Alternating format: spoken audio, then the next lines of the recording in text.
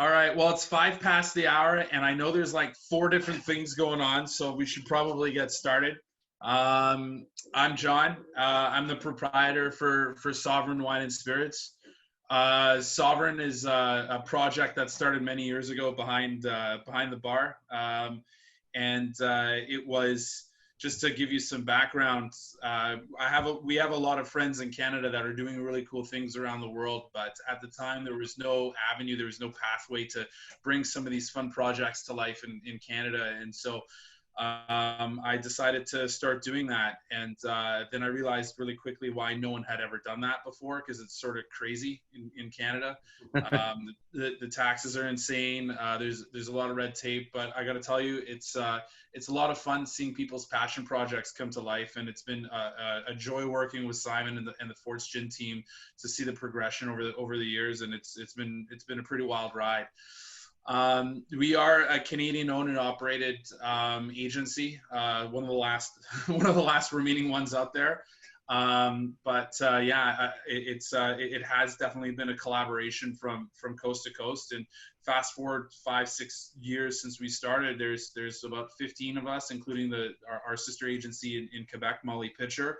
You can find Forts Gin from Victoria to St. John's now, I believe. That's pretty cool. Spirited Sessions, as a smaller agency in Canada, we were self-financed and self-started. We needed to figure out how to do our own brand advocacy. So Spirited Sessions, what we're normally doing is we're rotating from city to city across Canada, and we'll do an educational session and the idea is to bring community together, much like we're doing right now, get us all into the same room, have a drink, share a story, share a laugh, enrich ourselves, and find a way to foster community growth. And fortunately in Canada, you can count the amount of cities on two hands. So it's not hard to drop into different markets. It's been a really, really fun project, but obviously during the COVID crisis, we're taking it online. And so when we're trying to figure out what we're going to do with online, originally we had our Spirit Sessions for March going to happen in Toronto at Supernova Ballroom with Tim Cooper. And obviously, we couldn't do that. So we had this idea to bring it online. And at the same time, obviously, we are born from behind the bar, and we exist to serve the hospitality professionals. And we made this a bit of a fundraising drive. So right now, the Canadian Professional Bartenders Association, for those of you who don't know, it's sort of like the USBG, but not quite. It is 100% nonprofit. It's just an all-encompassing bartenders society that exists to serve the whole country and foster community growth. The CPBA put together what they're calling the Bartender Relief Measures Fund. And if you're an out-of-work bartender, you can actually go to CanadianBartenders.com, sign up. Membership right now is free, and you can mark yourself eligible for a relief fund that is coming down the pipeline that starts on April 1st. So today we're donating $5. We're pledging $5 on behalf of every out-of-work bartender from Canada. So into that fund. So I'm happy to tell you that today, I'm just looking at the numbers, there was 64 of you that were from Canada that were marked yourself as out-of-work bartenders. So that means $320 today will be going to the Canadian Professional Bartenders Association Relief Measures Fund, which is pretty cool. There's more details about what membership gives you on that website, including important things like extended third-party medical and dental relief. So we are a little different than the USBG in that manner. And then one other note before I hand it over to Simon on the CPBA front, stay tuned to their feeds. On the federal government keeps announcing different programs, and I saw this morning they announced more of them. On Friday here, we're going to have a actual certified professional accountant from a very well-established accounting firm, and we'll do another Zoom webinar, and we'll do Q&A to try and sort through a lot of these things that are going to go into effect in Canada here on April 6th.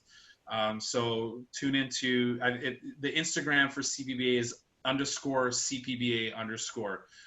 Bringing that back around, this is the first of many different spirit sessions that we're going to do online. We're going to try and do them every 2 weeks, so continue to stay tuned to our feeds. We're really fortunate to have a really good friend of mine and old colleague, Simon Ford, to kick things off. Ford's Gin is obviously a staple, and most of you know it's now one of the top 30 gin brands in the world. And for those of you just joining us, we're, I believe, the last country in the world that still has Caña Brava and Aylesbury Duck vodka. There's some tequila cabezas scant around the country, but that's it. And Simon was just saying that Aylesbury Duck is now a collector's item in the US, which is pretty funny. I will sorry, and one more note. If you have questions, just direct them onto the chat. Tim Cooper, who's the national, oh, he's waving his hand right now. Tim Cooper, who's the national brand ambassador in the United States, who's currently petting a bottle of Ford's Gin, will be able to put all the chat questions together, and then we can unmute you at the end. And without further ado, I'm going to hand it over to Simon. And if you have any technical difficulties, put them onto the screen, or what you can do is private message Coley Aaronworth, who's apparently an expert on Zoom. She's waving her hand right now, and she'll be able to help you out with that stuff. Away we go. Cool. Howdy, everybody. Live from quarantine from my shed, which is, it's a double quarantine for me because I've been kicked out of the house and placed into the shed. But I'm okay with that. They don't know how many martinis I am drinking. However, I haven't set myself up for martinis, so today may be neat gin face. But we're gonna have some fun, I hope, as much fun as you can have online. That doesn't. More bad jokes like that to come. And we're going to talk about probably the only thing that I like talking about. I certainly, there won't be any politics. We are going to have a politic-free hour from here on out, and we're going to talk about everything gin. And I hope everyone can sort of see my screen, but this is a presentation that was sort of a labor of love. It's got some things you will know. It's got some things that we'll revisit that are just fun stories. It's got hopefully some new stuff in there. And ultimately, it's designed, the entire thing is designed to make everyone feel very, very good about drinking gin. Because ultimately, the theme of this is for medicinal purposes. Now, gin is probably the oldest spirit in the world. All right, I'm making this bit up, but it's certainly one of the oldest spirits, if not the oldest spirit. And it comes from a plant or a small piniferous cone called juniper. Now, the reason that I'm claiming the best history for gin is because juniper has technically, talking about technically, I'm having technical issues right now. Fuck. 1 second, everybody. There we go. I don't know what I just did. But juniper has been around for 250 million years. It's a piniferous cone. It's technically not a juniper berry, and it is Triassic, and it is being used for medicinal purposes. Well, not by the dinosaurs, but it has been used for medicinal purposes since the oldest of all medicinal papers. So juniper in itself has over 40 different species as of yesterday. There will probably be more. The more gin geeks that we get in this world, the more species of juniper that we keep seeming to find. When I started working in gin 20 years ago, there was one, it was called Juniperus communis. And a little known fact for everybody is if you want to make a London dry gin, you have to use that species. All right, now with the botany out of the way, we'll move on to the medicinal side of things. Now, the Ebers papyrus are the oldest papers of medicine in the world, discovered by the Egyptians, and they would prescribe juniper, essentially mixed with beer. So we have our alcohol and juniper mixed in to cure jaundice. I, for one, was born with jaundice, and so I think that is one of the reasons why I've been drinking and liked gin all my life. It was the Egyptians that taught me this, but they all also place juniper wood in a coffin to cure death. So any of you that have had a really bad hangover, I recommend the gin also. Are we recording this? I think my legal department wants to look at it if we are. Gin is terrible for you. I recommend only drinking one small amount every 3 years. There are Brown Foreman people in the chat. And we are recording it. But gin and juniper definitely for medicinal purposes. And it really comes down to this guy, Storied, who in ancient Turkey wrote a Demetra Medicina, which was this 5-volume encyclopedia of medicine.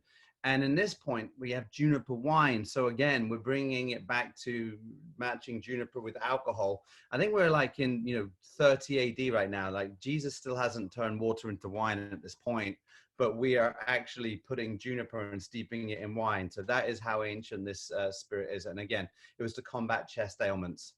Now, Pliny the Elder is often considered, I don't know, the godfather of medicine, really, and the sort of beginning of really making gin. And he brings gin to the forefront for 22 different medicinal uses, right? So, for my Monty Python fans out there, what have the Romans ever done for us?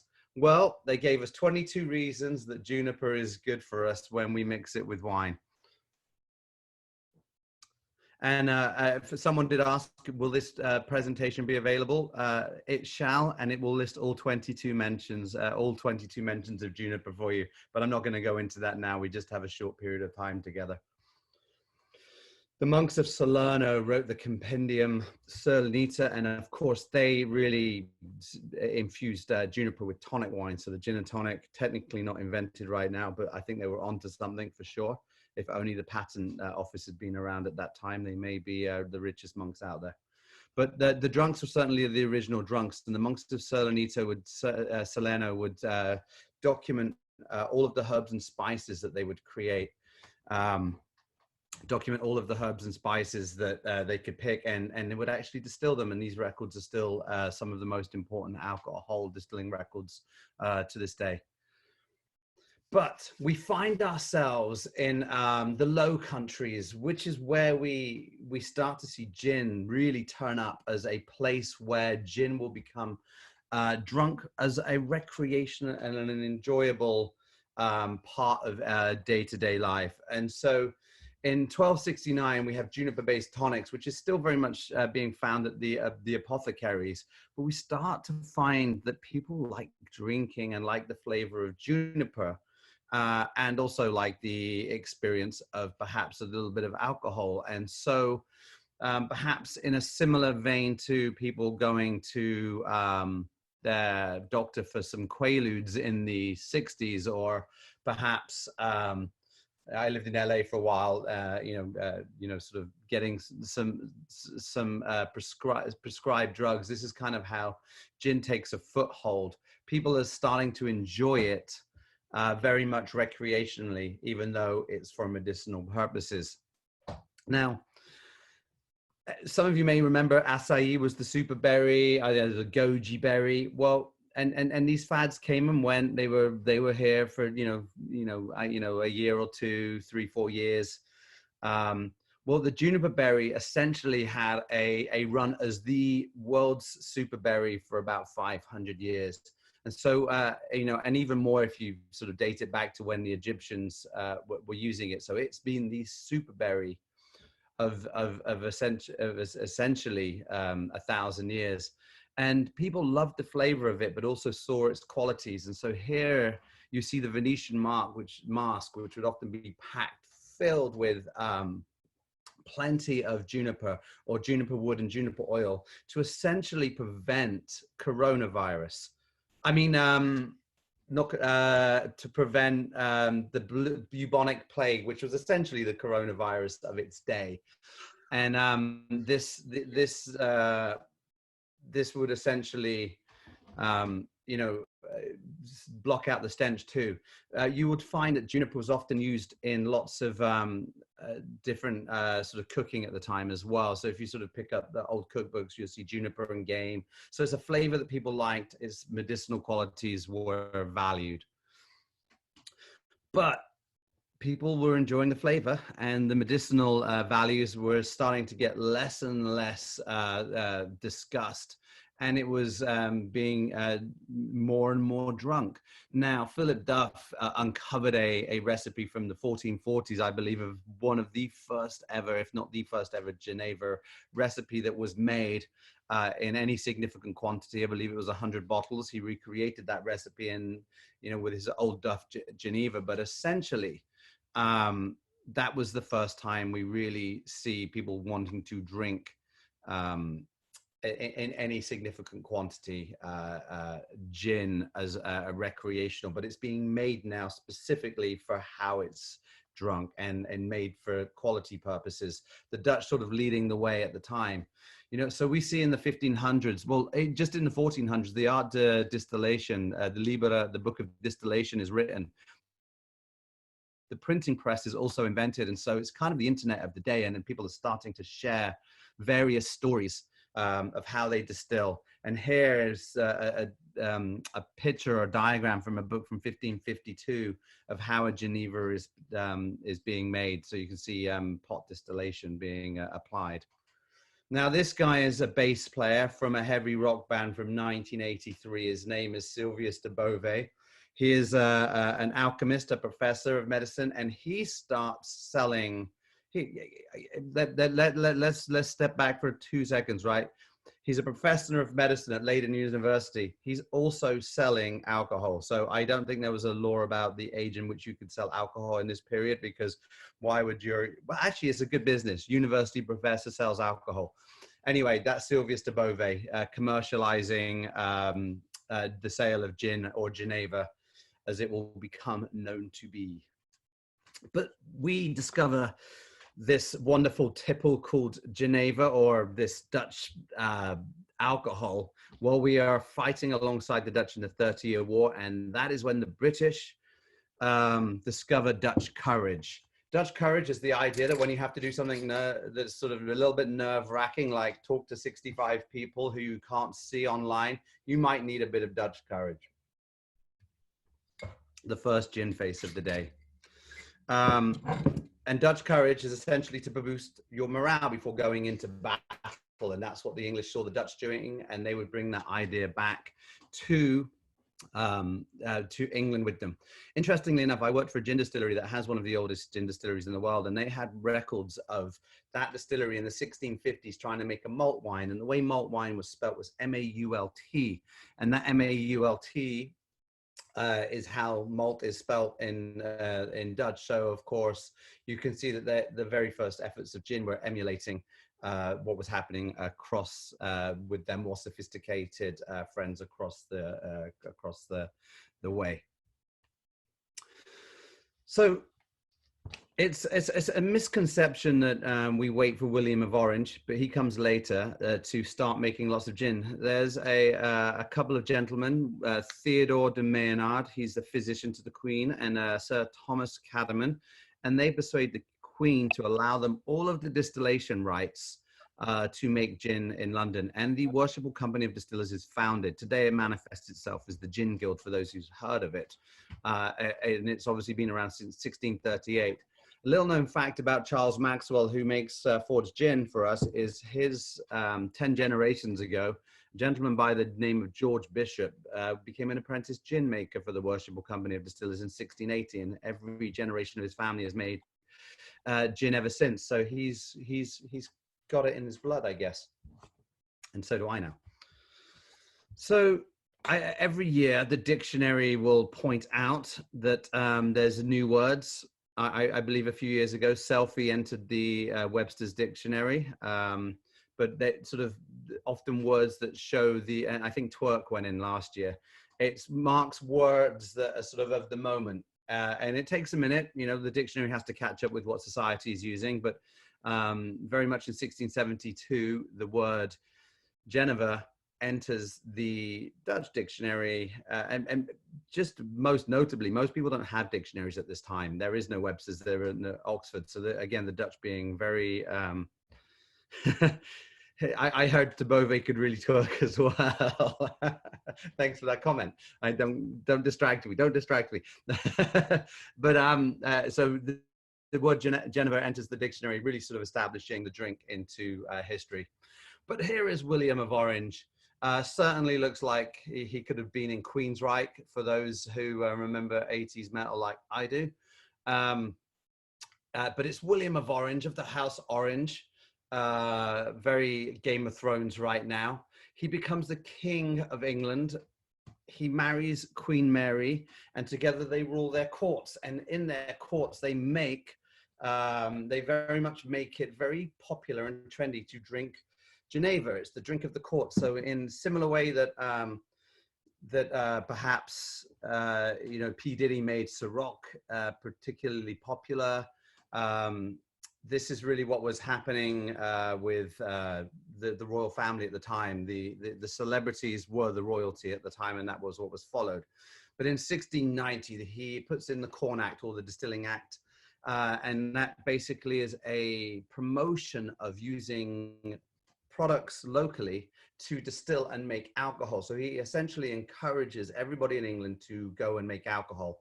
And in a very sort of Donald Trump-esque type fashion, he also puts tariffs on French brandy and other French imports, makes them more expensive. I said I wouldn't talk about politics, but sorry.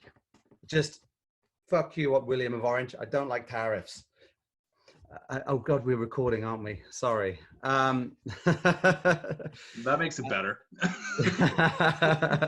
I'm not into tariffs in 1689. That was my political stance then, and it's my political stance now. He puts tariffs, and it's because I like French wine. So he puts tariffs on the French wine, and he creates a distilling free-for-all so that everybody could essentially now make gin. And make gin is what the English decided to do. And so forth begins the gin craze, a period of English history that is essentially not a good time for England, because everybody, no matter where you were from, which level of society you came from, started drinking gin. Now, what's quite interesting about this period is the majority of the working class Brits at the time were beer drinkers, and they didn't really know the art of drinking spirits. And so when they would turn to what would now be cheaper than beer, this gin, and you have to understand there is no way to measure the amount of alcohol, the ABV, there's no way, no one's cutting heads from tails at this particular point. These are products filled with congeners, and people are essentially drinking them in a similar fashion to how they were drinking the beer. And so essentially, I'll have a pint of gin, please, is the usual cool down the local pub, and it doesn't fare well for people's hangovers activity, to put it lightly. But as you can see from these pictures, you'll see that it's the high society punch houses, punch being a very big part of London culture at the time, and drinking punches. But you can also see in the picture above a depiction of what was known as the Puss and Mews streets. Now, Mews are where the horses would be. Anyone who's been to London in recent years will know that living in a mews might be the fanciest place you can live, because there is no traffic going down your street. You have a little private road that would have been a mews. They would have originally been the place where you kept the horses. And so they weren't a particularly fine place to be. But the reason they got renamed Puss and Mews is because we'll soon find out that the Old Tom Cat, or nicknamed the Puss, would be a place where you would find Old Tom gin, and thus they got nicknamed the Puss and Mews areas of London. And so you can see everyone is enjoying gin despite what class they are in. And again, we don't know how strong this gin was or how poisonous. Now, this is a very interesting book, The Fable of the Bees. Why is it significant to us today? Well, this is the book whereby the name gin comes from. So it didn't really have a term. And Herman Mandeville writes this book. In fact, there's two. It's a pretty significant read, and it's a study. I mean, he was half Dutch, he was half English, and this is a very academic study of the class structure of Europe and mostly England at its time. And he makes what would be quite a maverick suggestion, which is perhaps we should tax vices. So as you can see, it's the fable of the bees, or private vices and public benefits. This was actually quite an outrageous suggestion at the time. Most of morality was based in religion, and the idea that you would promote a vice, let alone tax it for government gains, was met with great controversy. And it wasn't a particularly popular thought process. But of course, now to this day, that's what happens. Gambling, alcohol, the smoking, vices get taxed for the most part. And that was essentially his suggestion in this book, knowing that we could benefit from the taxation of these vices, and that these vices will go on and happen anyway. So in his book, to the point, before I said I wouldn't talk about politics, I'm so sorry. Back to the gin. In this book, he writes how the word gin comes to be.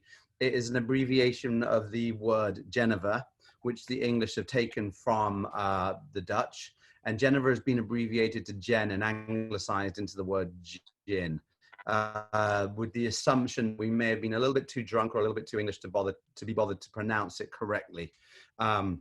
So Geneva becomes gin. And for those who want to know, and perhaps you don't, but Geneva actually derives from the French Genevière. And if there are people from that speak French, sorry for my bad pronunciation, but Genevière, meaning juniper tree, will become Geneva, which will become gin.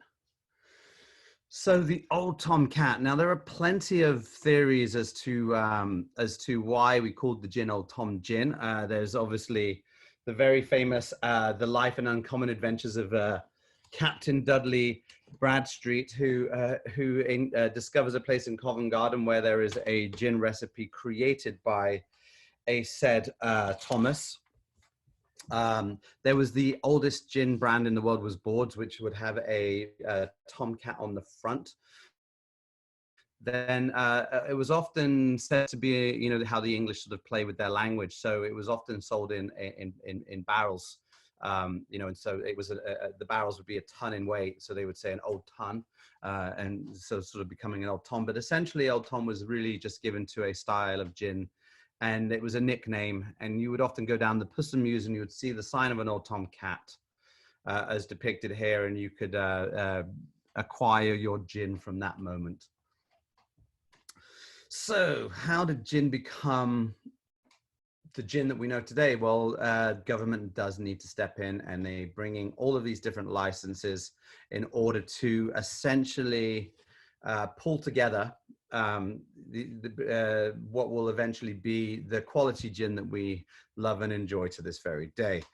Most of these gin acts don't work, as will be depicted by the next slide that shows you how every time the government put in a new act, we would actually drink more gin and pay no taxes on it. So essentially, every time a law came out, it would push the sale of gin back further into the underground, proving that before the Americans would place prohibition into place, that it doesn't work. The final two gin acts are probably the most significant, the 50-pound Act and the Tippling Act, which is the license to sell alcohol, because essentially it creates the three-tier system that you need a different separate license to make alcohol, and you need a separate license to sell, which is essentially, most countries in the world follow those rules to this very day, but it really sort of established itself in 1751. And this is how much gin London was consuming. And my favorite statistic on this page is the very last, only 40 gallons of licensed gin sold, despite drinking 8 million gallons. So it's pretty good. Gin Lane, old Gin Lane. So William Hogarth, very much a satirist of the time, depicts Gin Lane as probably the worst spot in England at the time, and shows this sort of world where the streets are falling apart, that the undertaker's doing well, Obviously, this lady at the very front is dropping her baby. There's a gin place to go and buy gin, which says drunk for a penny, dead drunk for tuppence, straw for free. That wasn't a free straw. It wasn't a recycled straw. Well, I guess it was recycled, but it was straw as in hay, where you could sleep after drinking your gin so that you could wake up and drink more gin. And if you sort of flip out to the other side of this slide, you'll see Beer Street, which is a wonderfully wonderful place where everyone is enjoying a fulfilled lifestyle. William Hogarth, who, if you've ever been to London, the drive from Heathrow, you go past his house. It's called Chiswick House. It's opposite the oldest brewery in London too. So perhaps they were friends. Perhaps he had a how can I put it, a soft spot for his friends with the beer brewery across the street. But London gin would definitely establish itself with these new gin acts, the Tippling Act and so on and so forth. And this is where the earliest gin brand would come into place. So Boards, as I mentioned, was an Old Tom Gin, is the oldest gin brand in the world. Oldest gin, not Geneva, to clarify. Booths actually was an explorer that came to Canada at some point in his life, launched Booth's Gin. Finsbury was launched by Charles Maxwell's family in 1740. They held on to that gin brand until 1993. It was really a UK-only brand. It's still around. It's transformed itself into a sort of a bottom-level gin, mostly sold in supermarkets. Greenall's, 1761, interestingly, is where Bombay Sapphire was made out of for the majority of its history until they built their own distillery 3-4 years ago in Laverstock. But you start to see how, Alexander Gordon and Charles Tanqueray, James Burrough at Beefeater all start to, Coates at Plymouth all start to bring together the brands that we know and love today. And you'll see that a lot of these distilleries are around a spot called Clerkenwell. The clue's in the name. It was a source of good water. And so if you're ever up in London by, say, the Zeta Townhouse and that sort of area, the Clerkenwell area of London, that was where all the old distilleries are. To this day, none of these distilleries are there. Beefeater is no longer in Chelsea, but they are still made in London. They moved their distillery. And I had to do this for a self-plug, but Thames Distillers, where Fords Gin is made, which even though the distillery was only established in 1996, is just down there in Clapham. So Fords Gin is a London dry gin made in London. So Aeneas Coffee creates a machine that makes alcohol better. And this is what will lead us towards dry gin. So the dry gin style essentially comes out of the ability to make good quality alcohol. It was an efficient, and especially still to this day, one of the most efficient ways of making alcohol. Aeneas Coffee, an Irishman, creates an efficient way of making alcohol that essentially the rest of Ireland don't really buy in. So to this day, Irish whiskey is still made in pot stills, often triple distilled. They kind of snubbed this invention a little bit, but the gin distillers, he moved his business to London, and the gin distillers lapped it up, and dry gin will take course from this point. So as I am quarantined at the moment, all I am doing is snacking. If you're like me, I'm just like eating, and I'm telling you, I don't know what life will be like when I run out of gin and wine. But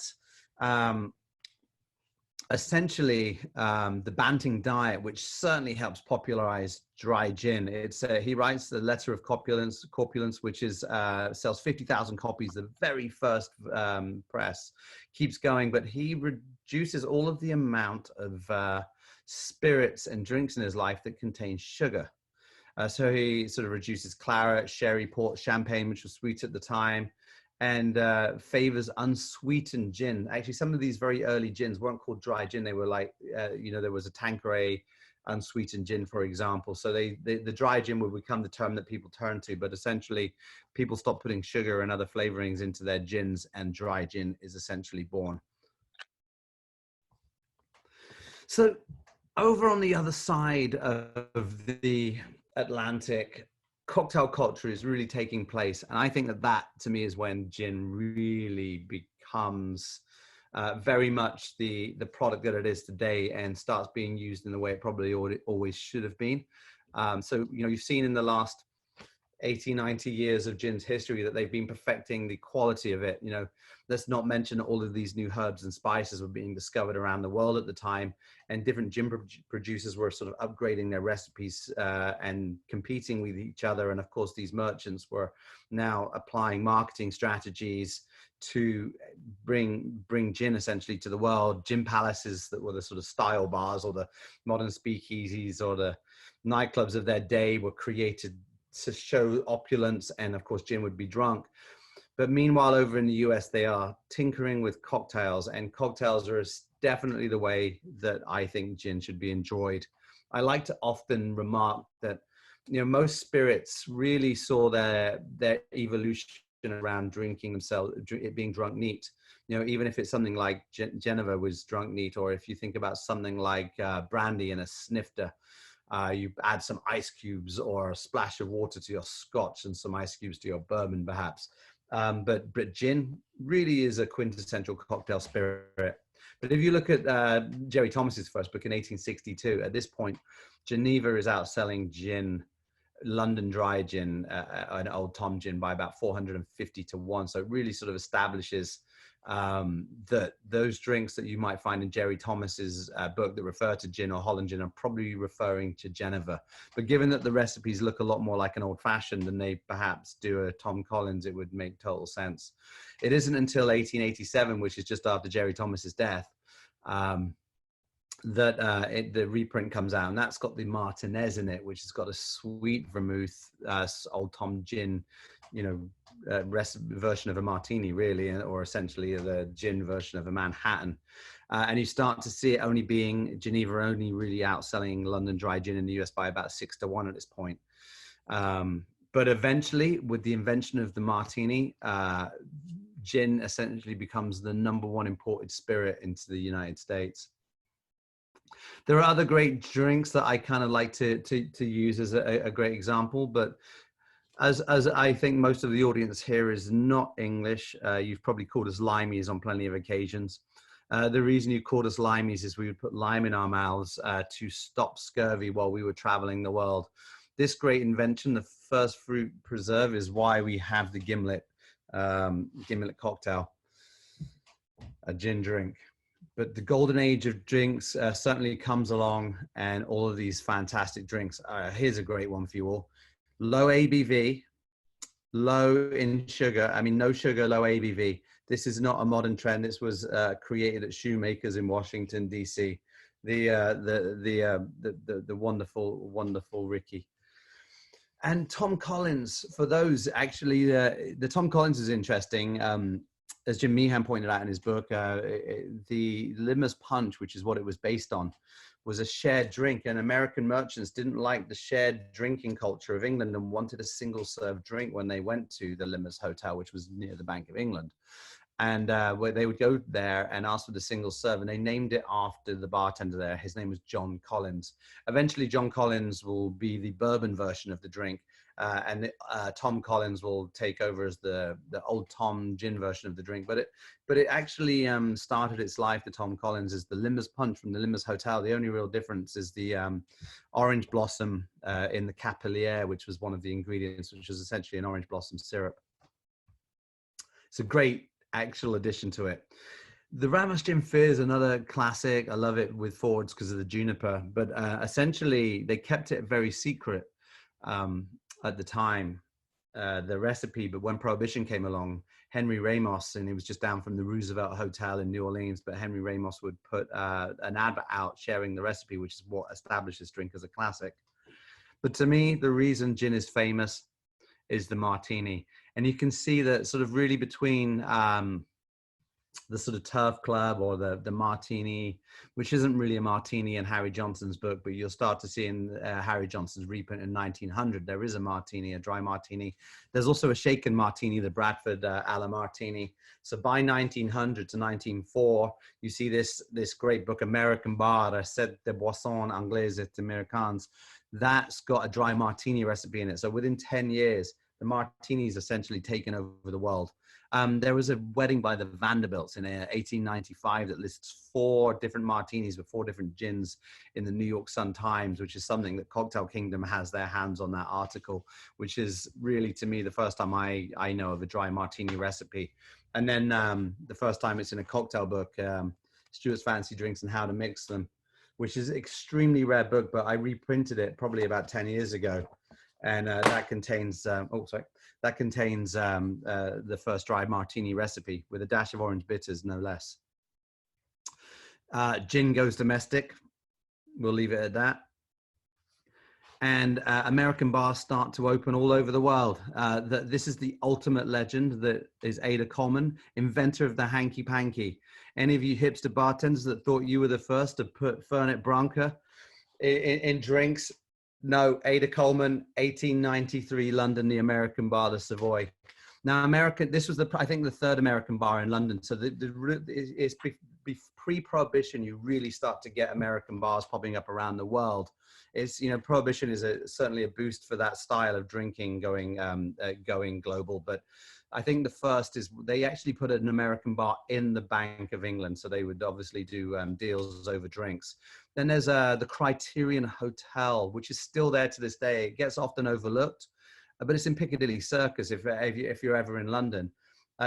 In literature, it's where Sherlock Holmes meets Watson for the first time, but it's where a New York bartender called Leo Engel came from Brooklyn and started creating a punch culture. So it's actually something that we often overlook, but of course, the most famous of them all, the American bar, where many classics were created and where Ada Coleman was certainly the first, superstar bartender, really, outside of the United States.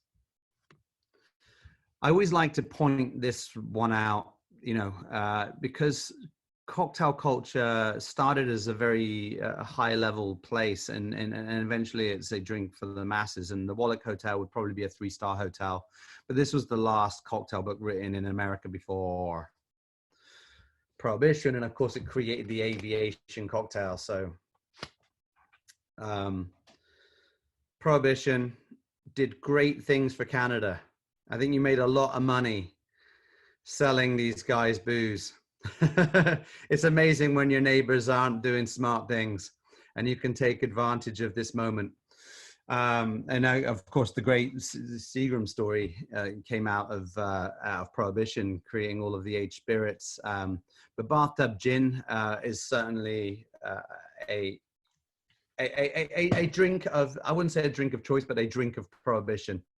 And certain drinks will be made in that period with it. The #1 selling catalog reportedly being the essence of juniper or juniper oil. So you can see that people were making moonshine and just turning it into gin. So it sort of really establishes that gin is very much that, flavor of choice at the time. Bartenders flee, so dramatic. Bartenders flee the world, bringing their talents with them. But there were plenty of bartenders that did leave. I mean, I've always been a fan of Eddie Walk, who left the United States during Prohibition from Philadelphia and went and worked at Plaza Athénée in Paris. He went out and worked in Cuba, where he would invent drinks like the Mary Pickford. You have Harry Craddock, incidentally, who would write the Savoy cocktail book, but he sort of was a ham and he was a Scottish bartender, but he made a drink with the, which he was saying was the last legal drink of New York before getting on a boat, and he would go and become the head bartender of the Savoy. And I do like Harry McAlone would open Ciro's and the New York bar in Paris. Ciro's was actually these famous jazz bars for bright young things, very much bringing all of American culture with him on that journey. And during this period, other people start making all of the good drinks. And gin is all over the world. And I bring these slides into view just because I've always felt that gin is, and I like to celebrate that with how we sort of position forwards, but all of the ingredients that go into gin usually come from all over the world. And all of the drinking cultures that go to make gin such a wonderful category of spirits come from all over the world. And I've always thought it to be truly a global spirit. So that's why I share some of these stories. You know, this is Italy, this is Burma, you know, back to the US during Prohibition, The Last Word.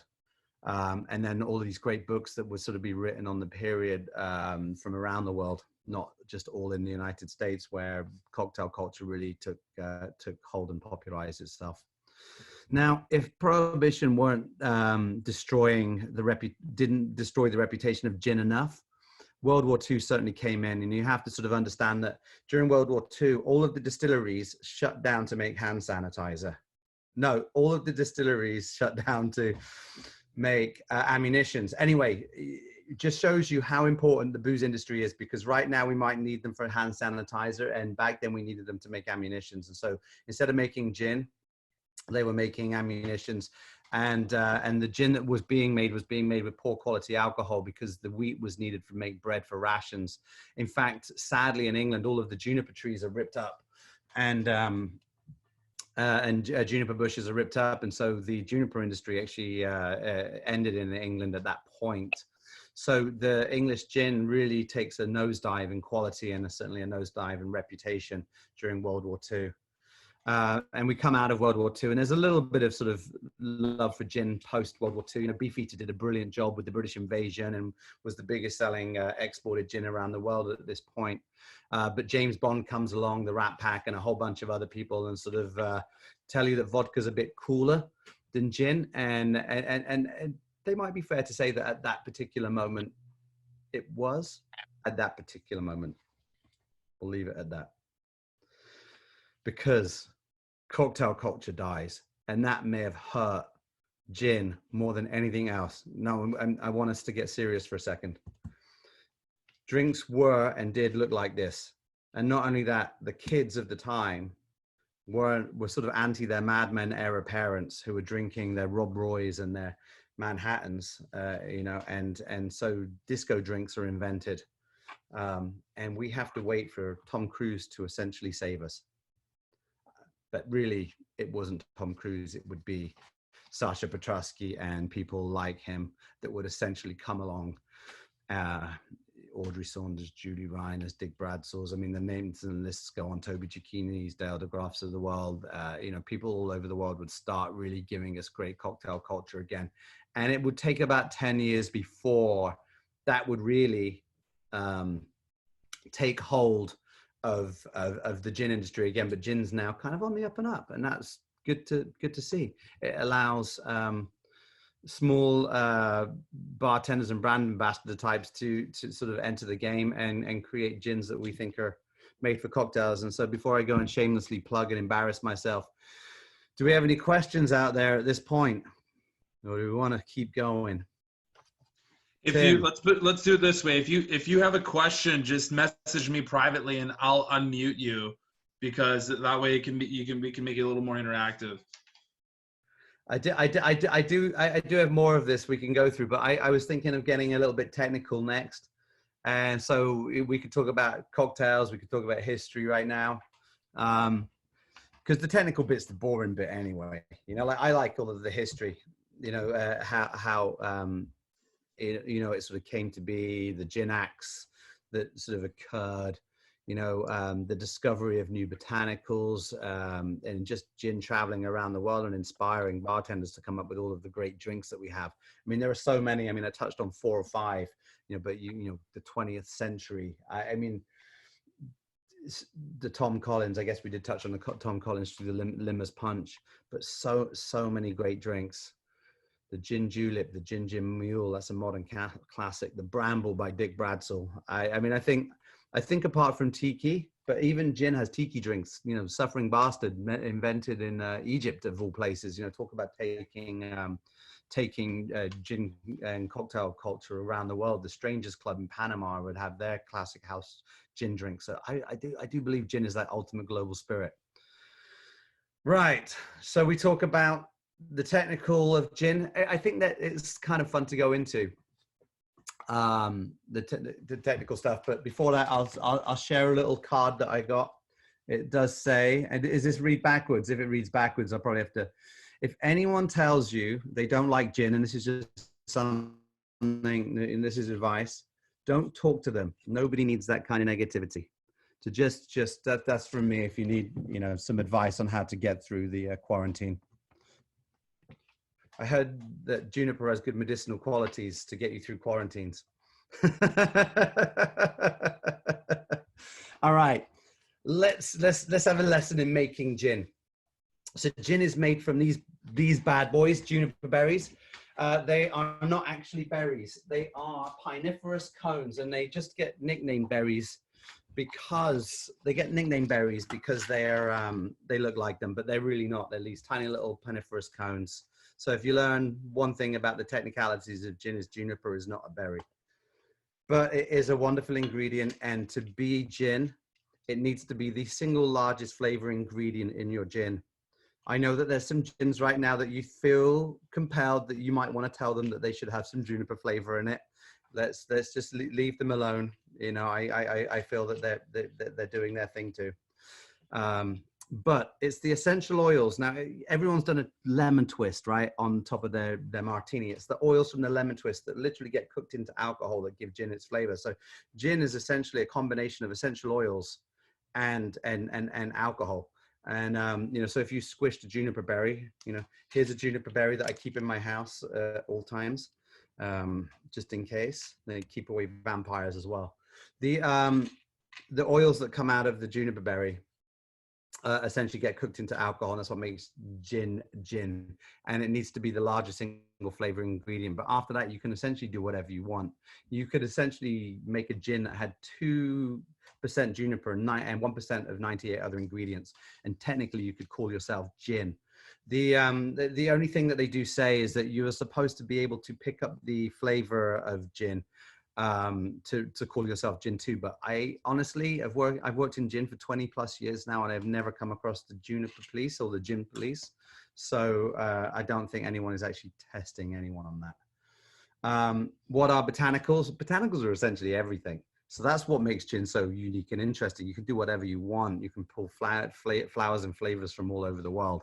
I mean, I have a running list of about 160 botanical flavors in the gins that I have bottles of in my house, you know, so it's quite crazy how many variations of flavor you can actually put into a gin. I actually think that coming up with a gin recipe is the hardest part of the equation. And if having all of those variations of botanicals and all of those choices of botanicals, and then there's the different ratios of botanicals, didn't affect flavor as much as they could. You know, bearing in mind a lot of spirits are just made from one ingredient. Here's you know, one that can be made from as many as you want. Then the way you distill can actually affect flavor as well. So the pot still is the most traditional method. Tanqueray, I believe, Plymouth, I know, Beefeater, I know. Forged gin, we use the pot still. But the idea of the pot still is you would put all of the botanicals in the still. You put the alcohol in the still. You usually use, and we'll get to this when we talk about definitions, but you usually use 96% ABV alcohol in gin. To be a London dry gin, you have to put that in your still, but then you water it down and bring it to between 50 and 60, add all of your botanicals and you cook it. And it's literally like just cooking all of the oils into the alcohol, and it will vaporize and condense. And at the other end, you have gin. So making it is quite a simple process. What I think is really difficult is getting balance between ingredients. You know, when we were creating Fords, you could put something in, we use a 500 liter still, and you'd put a cup of ginger in about this big, and it will change the entire dynamic. So it's very precise. It's more like baking than it is, you know, cooking. You know, you really have to be precise about the ingredients you put in, and it's all about the quality of ingredients that you put in. A very common known method of making gin is obviously Carter Head. I think many of you will know this because it's, you know, Bombay Sapphire famously have always placed botanicals. Hendrick's also, half of their gin recipe does this. Place botanicals in a basket. It's not really a basket. It's actually, you know, made of copper or stainless steel. And the vapors pass through, so it pulls oil and flavor in a slightly different manner than being really cooked into it. I would suggest it makes lighter, more aromatic gins than the pot still versions. Vacuum stills have been, you know, sort of, I guess, made famous by Oxley. This isn't actually a gin still, but these are the guys out in Copenhagen making all of those crazy spirits right now. But they just by far have the coolest one. So that's the picture I wanted to show, plus the one they use at Oxley's proprietary. But vacuum still is essentially a giant rotovac. And they're kind of cool for making gin because you can actually now cook at lower temperatures. So something like the ginger that would bring a lot of heat to gin, if cooked in, can actually be cooked at a lower a much lower temperature, and so it brings out more of the fruity elements. So I actually quite like the idea of vacuum distillation. It's expensive and it's hard to scale probably. Steeping is another interesting method. So two ways to look at steeping. One is the way that Beefeater do, and Fords as well, actually, which is putting all your botanicals in the alcohol and leaving them just to settle and soften. So a lot of these botanicals are sort of woody, and the softer you make them, when you distill, the more flavor you're going to bring. So Beefeater famously do 24 hours, and Fords we do 15 hours. So it softens the botanicals, brings more flavor. But then we pump up the stills. Other people just actually steep their botanicals, and then they remove the botanicals. They might use a tea bag or something like that, and then distill. And that will probably be more like a Carter head style, as in takes less of the oils in that style of gin making. I think that's how they do it at Aviation, but I would need clarification from them. Compounded gins, usually, not every compounded gin sucks, but most of them do. It's sort of the flavored vodka way of doing things, really, adding little essences. I think the reason it works less well for vodka, less well for gin than it does vodka, is because there's so many different flavors and they don't really connect in the process. Whereas if you only have one or two flavors going in, that's less of a concern. But the thing with compound gins is they're not allowed to use the word London dry, and they're not allowed to use the word distilled. So London dry and distilled are used really to point out various, sort of levels of quality, I think.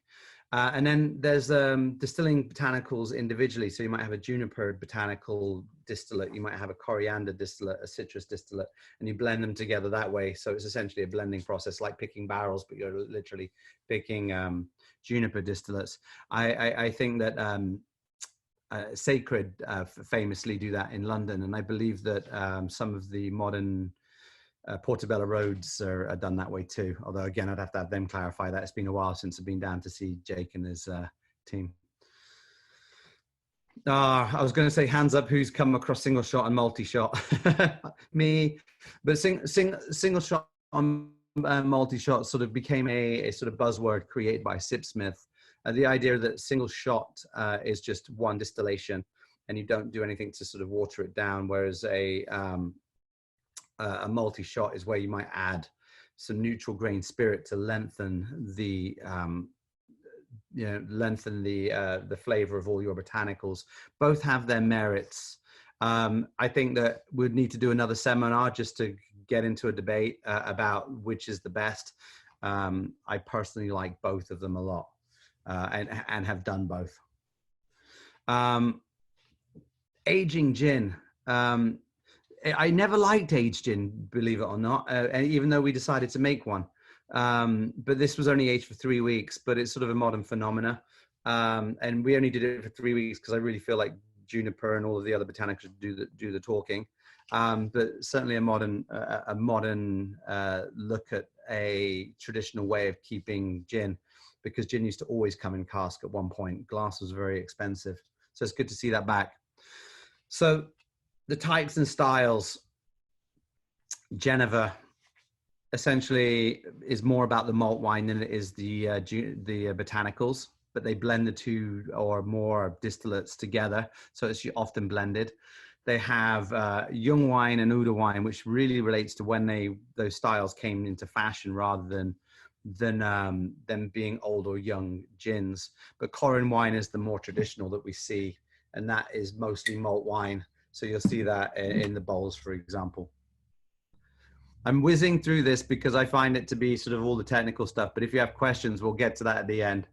The English style, I can't believe that the English let it go down to 37.5%. I'm going to assure you now that on my watch, that will never happen to any gin that I work on. But 37.5% is the lowest. It's 40, I believe, in Canada. I think, is it 40 or 37? It's 40, right? In the US, it's 40. It's a little bit more civilized. The only things you can add for a London dry gin or an Onden dry gin, for those who have the same screen as me, is a little bit more water and neutral grain spirit. So you can't add flavors, you can't add sugar. So London dry gin, really nothing can be added afterwards. Some of your famous London dry gins, and not so famous. Well, hopefully we're getting there. Then there's distilled gin, which means you can add things afterwards. So obviously, famously, cucumber and rose essence by our friends at Hendrick's. Old Tom, there's nothing that really establishes Old Tom as a style. It's more of a historical reference. There are two schools of thought. One, that sugar was added. There is another school of thought that sugar was too expensive to add, and it might have been things like an aniseed and lemon that made it sweeter. But the modern phenomena of Old Tom gin is really historical reference points, and I'm sure that the Old Tom gins made today are a lot better than the ones that were made back then. But some of the oldest brands did it, and you can see that everyone had a go at the time as well. It was a very common style of gin. And Boards, again, being the oldest gin brand in the world. And you see that tomcat everywhere. And then we have gins with appellations. And I'm not even going to go here, but just to say that I have never had any of those Slovakia gins. And if anyone has, I'll be interested to hear about them at the end of this. I did try the Lithuanian one that was made of honey. Honey-based alcohol, and the gin de Mahon, which is a few hundred years old, is a grape-based gin. So these are just styles of gin from around the world, and everyone's been making it. Anyone who may have been to Africa, they have a thing called war gin or warji, and that was their nickname to gin. They called it war gin because the English were always at war, so it got, and drinking gin, so it got that nickname. But you start to see brands like that, or sort of that's the name they give it in parts of in different countries in Africa.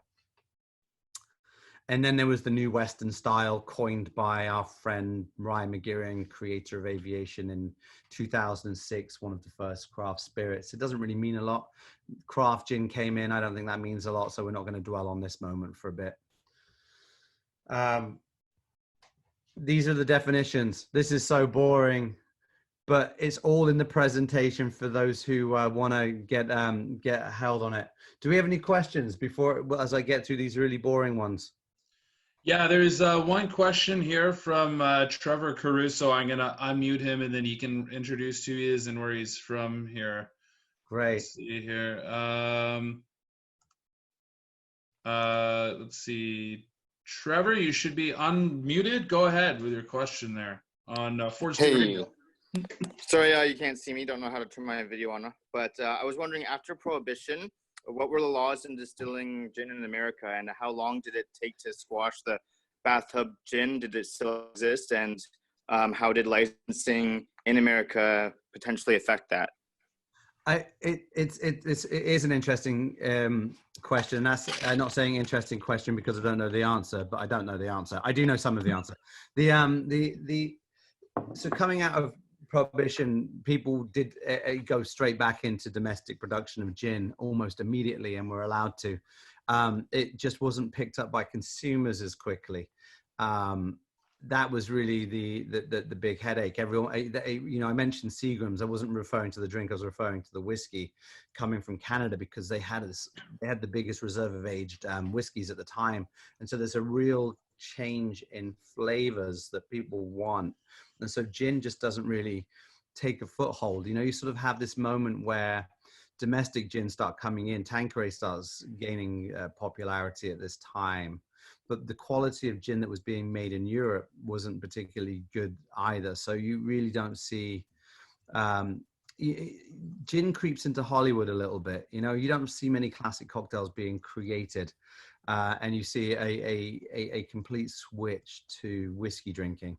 And essentially until the British invasion, you know, and World War II is an interesting time too. I know I'm sort of skipping forward from Prohibition, but a lot of English gin companies start to distill domestically in the United States, you know, and the biggest gin brands in the world are often the ones that did that.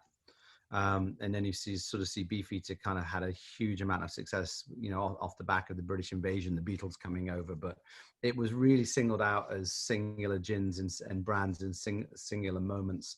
Gin essentially was in decline consistently from that point, you know, coming out of Prohibition, and, you know, and coming out of World War II, it essentially diminishes. And by 1967, it's being outsold by whiskey in the United States. And by 1975, it's being outsold by, That's vodka sales. Vodka, and regardless, it goes into a major decline.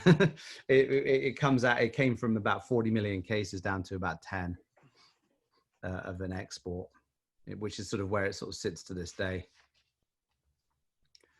So bathtub gin was obviously consistently illegal, and gin was an easy thing for distillers to make off the bat at Prohibition while they waited for gins to age. So if that isn't a common story that's happening with craft distilling, you know, while people have been making whiskey, they've been waiting for their gin. That was going on back then as well. If you go to the National Archives, you'll see a whole slew of gin brands being made everywhere from Times Square, you know, to New Jersey in that period post Prohibition. It was everyone, like today, was having a go at making gin. Anyone want to know about Ford's gin? Simon, real quick, I have a question from Ryan Gavin. I've been monitoring the chat room, and you know, I've been looking out for laughter in the room. There hasn't been much, you know, but I think that doesn't mean you should stay away from joking. I personally think you're doing a great job. But, Me too. you know, from Ryan, his question is, it seems the gin craze and public appreciation has been slow on the uptake in the US. Yeah. How far off do you think the US is from the UK, Australia, and Asia, and having gin become the major choice for consumers and bartenders?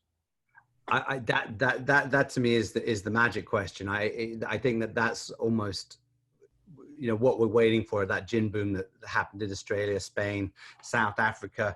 I actually think that the antiquated 3-tier system law is certainly, I think it puts off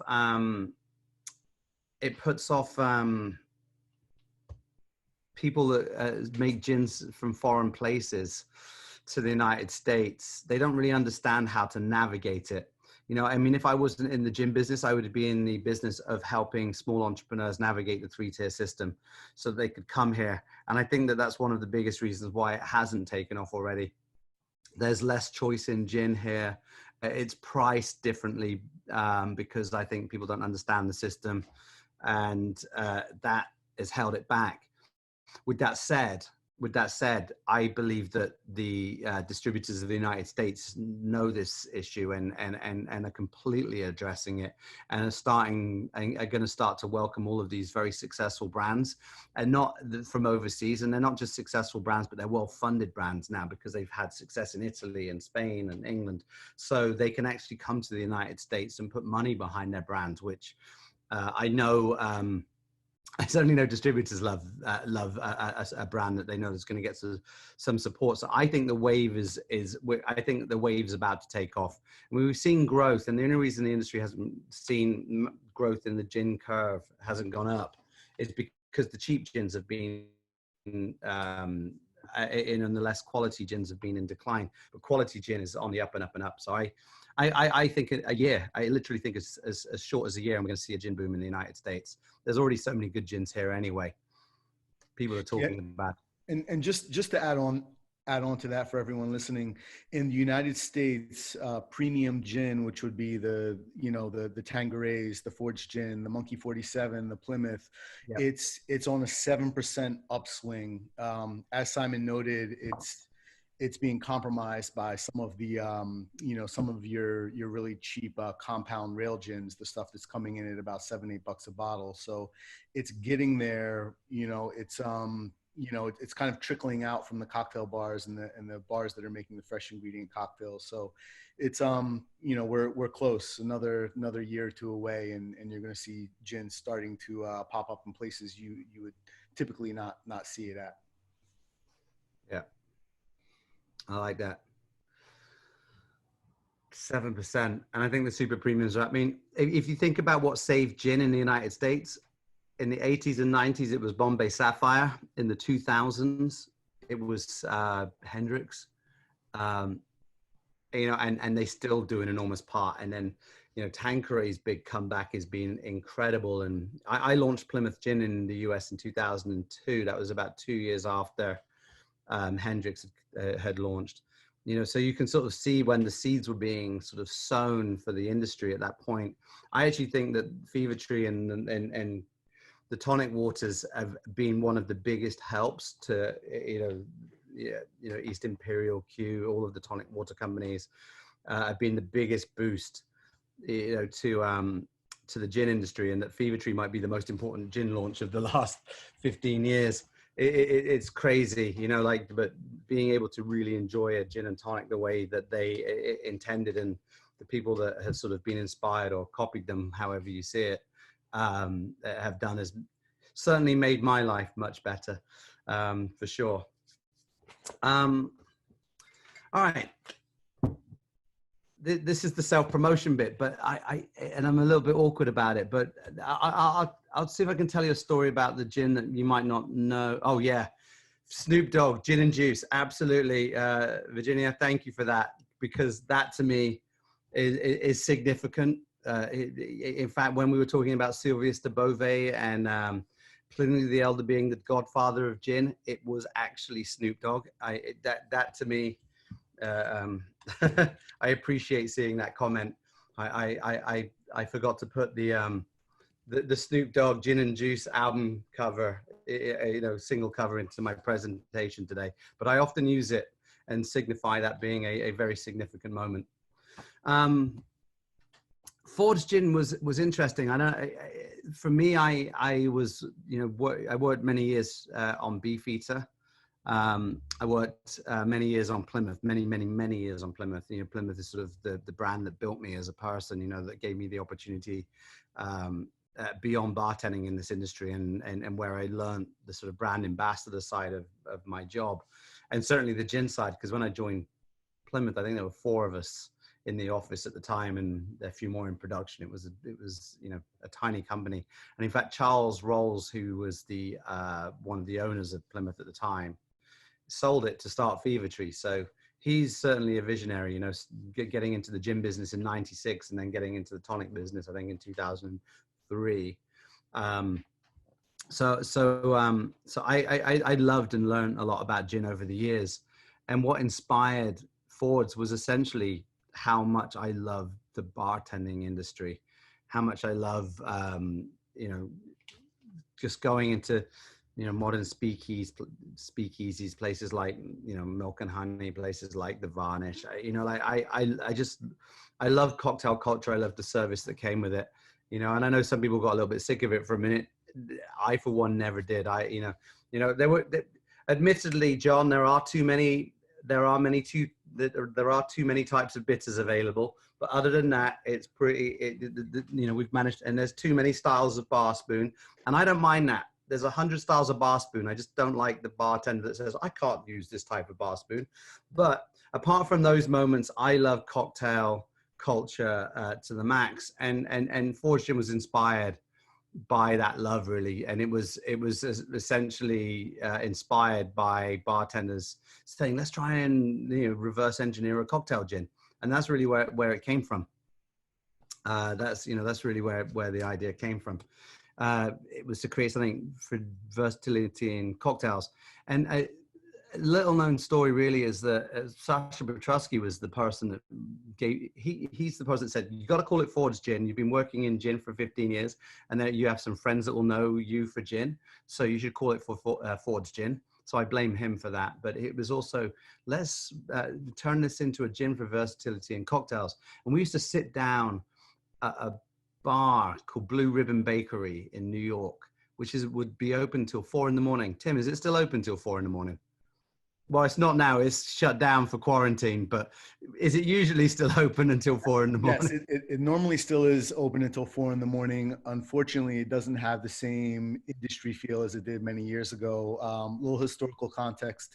It's a bar that was frequented by chefs and industry people, and you would go there, hang out, see other people in the industry, eat and drink until 4 a.m.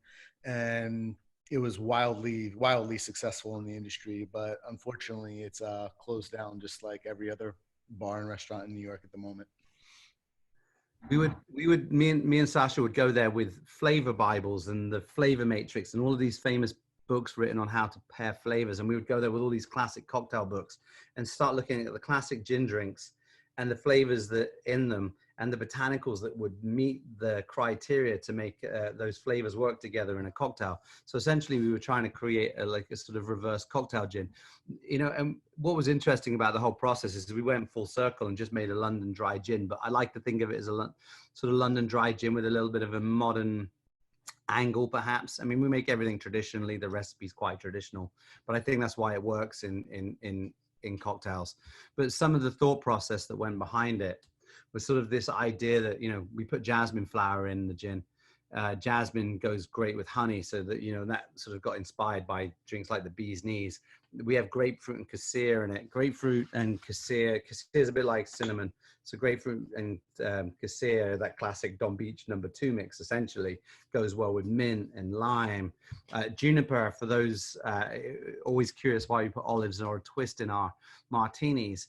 If you look up juniper, you will often see lemon and olive as a great flavor pairing for it. It's not a coincidence that that's how we've been treating our martinis for 100 years.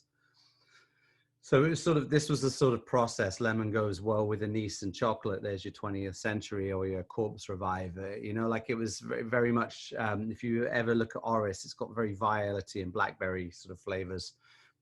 Angelica's great, brings a lot of sweetness to a gin, and is something that's found in chartreuse and vermouth. So we're sort of trying to, and coriander goes well with ginger, it goes well with lime. So we were just looking at classic gin botanicals and where they might fit. I made it with this dude, Charles Maxwell. We were talking about him earlier. 10 generations of gin making. He was the first gin distiller to be inducted into the Gin Guild's Hall of Fame. You know, won the Gin Magazine's very first Lifetime Achievement Award. So he's pretty much one of the most well-respected gin distillers out there, along with the Desmond Paynes and Sean Harrisons of the world.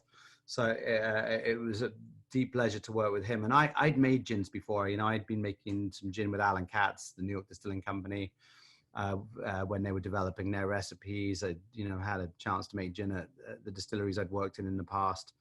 And but this guy was, I called him the master of no nonsense. He really put me in my place for every stupid idea that I had.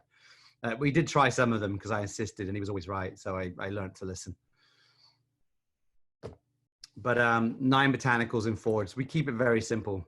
We say we make it up as a recipe of 4 components. Juniper being the most important component. It's 50% of our recipe. Then it's the citrus, then it's the spice, and then it's the florals. So it's 4 components. This presentation depicts coriander and juniper together, but I actually really put coriander with the spices, and I keep juniper on its own, because juniper is 49% of our recipe. And we get all of our botanicals from a really old botanical purveyor called Joseph Flack and Sons, that's been around for 125 years. It's where a lot of the gin distillers I'd worked with over the years in England get their juniper from. And getting good quality juniper is really important. When you have bad quality juniper, it can actually give a soapiness to the gin, if you've ever sort of felt that characteristic out of a gin.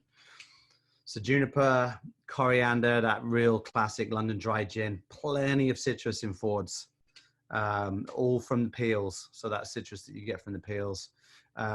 Jasmine, which I think we were the first gin to use it. There's probably 17 others by now, 18, probably 19 others by now. Angelica, my favorite gin botanical. Yes, I have a favorite gin botanical. That's how sad it is in quarantine over here. I'm just going to look at my Angelica. Yeah, my favorite. Angelica, it does bring that pungent sort of sweetness to the front and makes for a great martini gin. Another gin that's got a lot of Angelica in it is Plymouth, which is another great martini gin in my opinion. It's made from a neutral grain spirit, as in most London dry gins, in these tiny little pot stills. Tom Thumb and Thumbelina. We steep for 15 hours and then we cook. Before we cut it down to 45% ABV. If you were to taste forwards and neat, it's probably better around 40, but 45 holds in that extra flavor that I think makes it better in cocktails. That's why I always ask people to add a splash of water when they taste it. And then and then we made our first additional gin recently, where we just sort of stuck some in the Amontillado casks. It dawned upon me that not many people have ever put Navy strength gin into a cask, which is how it was shipped. And then old shipping records that someone made me privy to showed me that the gin didn't really last long. So we tested foraged gin in various different sherry casks for different periods, and it was the Amontillado cask for only 3 weeks that turned out to be our favorite. In fact, I very much remember Tim Cooper the day I gave him that, because Tim Cooper's like when it comes to anything that we do, he's like the man from Del Monte. We have to hand him a pineapple, and he's like, yes, these pass, and then we so every spirit that we make goes to Tim's house, and we have to watch his face and see him contemplate and hope that just a slight smile happens and that he likes it. And he did, the Amontillado cask. I'm not good at holding my emotions back, just as a little context for those in the room here. Yeah, but it was fun. I hope people get a chance to taste it. What was really interesting, now that we're talking about back to history, my favorite part of gin, as many of you may remember, that we didn't know how to measure alcohol until 1816, when Bartholomew Sykes invents the hydrometer, which is still how we measure most alcohol to this day. Before that, it was an honor system and a proof system, and that's where Navy strength came from. So essentially, you would pour the gin on the gunpowder and the rum on the gunpowder. If you could light the gunpowder, it was proof there was enough alcohol. When this is invented, they start testing the alcohols that they were taking on board the ships, and the government said that Navy strength was 57%, and the Navy actually said it was 54.5, so they disagreed. So as most of 57, we just decided to experiment with 54.5 at Ford's, just to not to necessarily have a point of difference. If 57 had tasted better, we would have done that. Same 9 botanicals. There's Charles, but this time we've turned him into a cartoon. The barrels were only 64 liters. We made only 26, so it was a very limited edition. And I've made some, we've ordered 40 more, so we're going to make a small batch more. And I think that's me. We're working on a slow gin, sneak peek. I mean, is it really time for a martini? I mean, it's 1:30. It's time for a martini. John is showing this to be true. So I hope that was an enlightening journey on my world of gin. I know I went over time a little bit. Sorry about that. I think the first half with the history is the most compelling part of this story, and then there's I'm glad for anyone that stayed on to learn a little bit about Ford's and some of the technical stuff. And I will make I actually have a script that's written of all of the information in this that I didn't use today. You'll be thankful to know, but we'll get it sent to John to send it out. The slides I can send, but they're just pictures. You might do better having the script, but I'll make the presentation available also for those who want it. Again, I'll do that through Sovereign. Can you real quick touch a little bit on Aylesbury Duck and Canyon Brava? This is the last market in Canada that still has some active stock, or one of the last markets in the world, I think, that must still have active stock on it. I mean, Canyon Brava was one of the most fun projects we ever got to work on. We really wanted to try and make a traditional, we're huge fans of Havana Club and Cuban style rums. We know historically there were more styles than just Havana Club. And in the US, you couldn't really get Cuban rum the way it was technically made, or at least we felt that way. And so we decided to have a crack at making a Cuban rum with an old Cuban rum master called Don Pancho. So that's really what that was.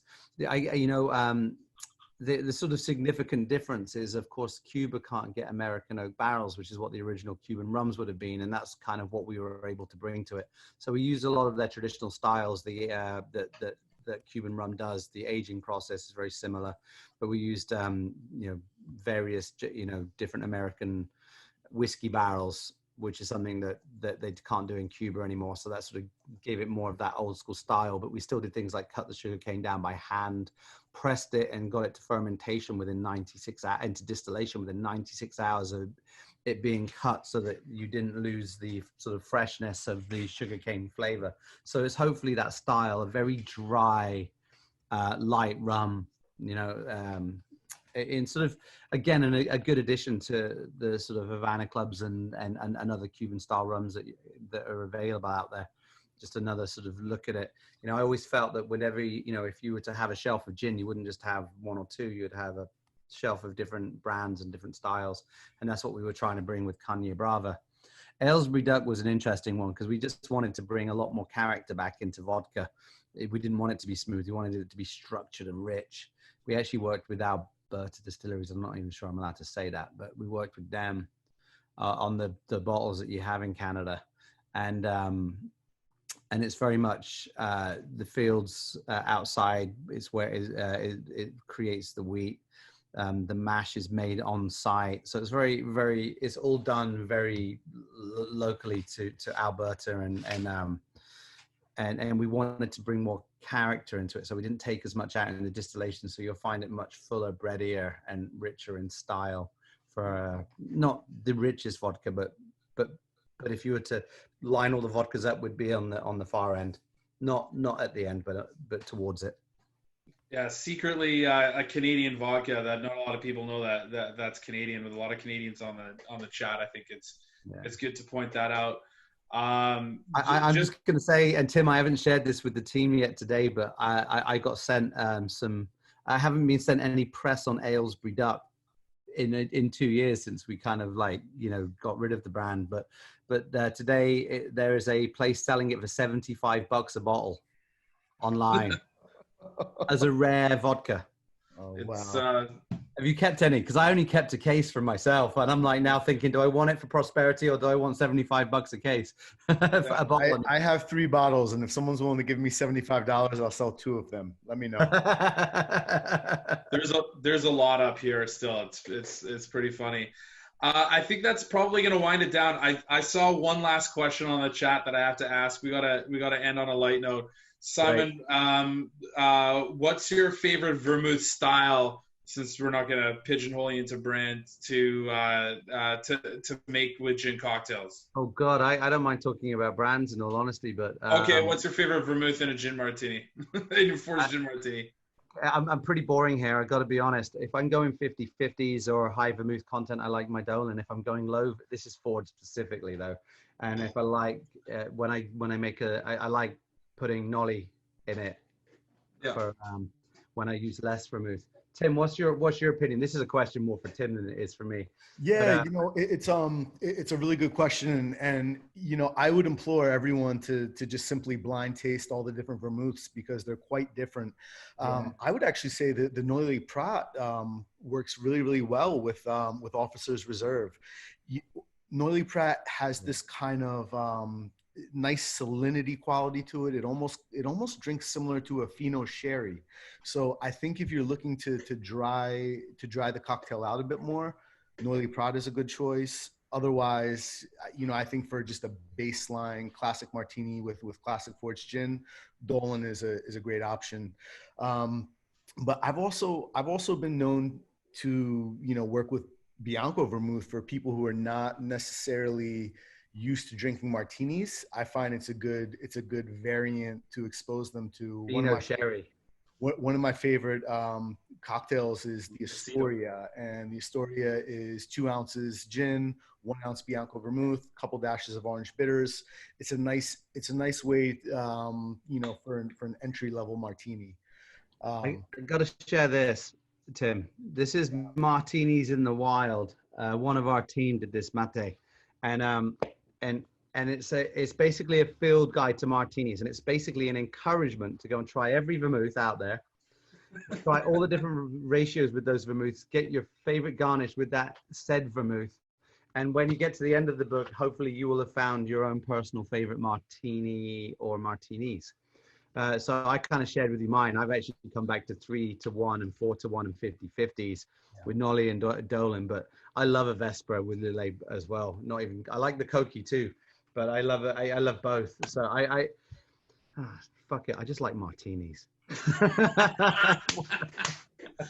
That's probably a good place to end. Fuck it, I like martinis. Thank you so much for joining us. It was incredible to see people from Victoria to St. John. I think we had all 5 time zones in Canada represented today, which is pretty rad. If you want more information on how to get your hands on forts, there's a limited amount of officers reserve that's left. This is, I said, I let the team know, I believe this is the last country that still has decent stock of Aylesbury Duck Kenya Brava. Just hit up info@sovereigncanada.com. And just a plug to all our other friends. There's some other seminars that are happening today online. Bartender Atlas, which is a group out of Toronto, has a whiskey seminar going on. I believe Tales of the Cocktail has something going on as well. They're full hands in, full hands out thing. And there's bartender boxing for you Canadians that's Cazadores is putting on. So keep you busy on the Monday. Keep tuned to our feeds. We're going to keep doing more spirit sessions. I believe in 2 weeks we're going to have Carlos Moreno from Mezcal Coach on, and we'll switch from the Ginternet and go to the Mezcalternet. Yeah, thank you again. Appreciate all of you, and stay in touch with us and let us know what we can do. Give us more ideas so that we can continue to put more content together. If you want to donate to the CPB Relief Measures Fund for out of work bartenders, hit up CanadianBartenders.com. Today we're with 64 participants from Canada. $320 will go to out of work bartenders, which is pretty rad. John, I have a question. There were 64 at the beginning. Yeah. How many at the end? You don't have to hurt. You can hurt my feelings. It's okay. No. There's still 60. They're starting to leave now. But I think at its peak we had 80 or 90 or so. So it's great. They missed all your jokes though in the beginning, so that's why they left. All right, lots of love, everybody. Signing off.